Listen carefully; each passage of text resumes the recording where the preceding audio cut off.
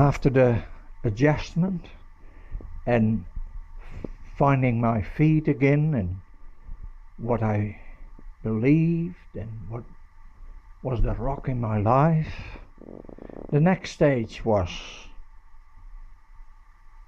prominent, very prominent. And that is called identified. It had to be identified what was going on. And they decided that they would operate on my wife, and they would, as far as was possible, they would remove the cancer from her, and hopefully it was contained, hopefully it had not spread, and hopefully it was a friendly, a slow cancer. So we went into the day, and we were not desperate with prayers. Every morning we lift ourselves up to the Lord and say, Lord, I place myself into your hands, and I know myself there. And I don't have to pray every hour, please, Lord. I don't believe like that. I believe you can trust him. So that's what we did. And we waited for the surgeon when he came out, and they told us, they said, it doesn't look good. It's a very aggressive cancer. It's even further than we thought it would be. And we don't know how far it has spread. It looks like it has, but we kept very careful of making conclusions.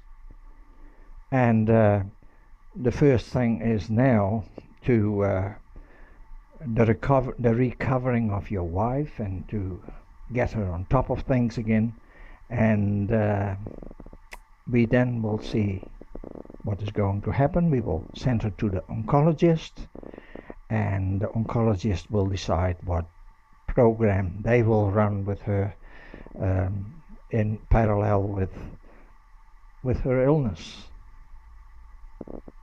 So it inspired me. This was something that I couldn't see. This was something that I couldn't imagine. I don't know if you can see, but the white lines, the gauze, that's what I associate with hospitals and wounds and all that sort of thing. And the bad part that had to be taken out, here, the red part, that had to be taken out. And hopefully it was a lump like that, but it wasn't. So that had to happen. The bad stuff had to come out. And it was a period of family. It was a period of pulling together. It was a period of concentrating on the beloved person that we had in my wife and Mum. And that was against the background of this, because this was a very intrusive action, an action that had to take place, an action we had to know the result of in order to know how to go further. So at the end of the day, it was identified, and it was disappointing. So we had to live with that. We had another thing that we had to put in the hands of Father and say, it is disappointing, Father, but we place it in your hand. And that's where we leave it.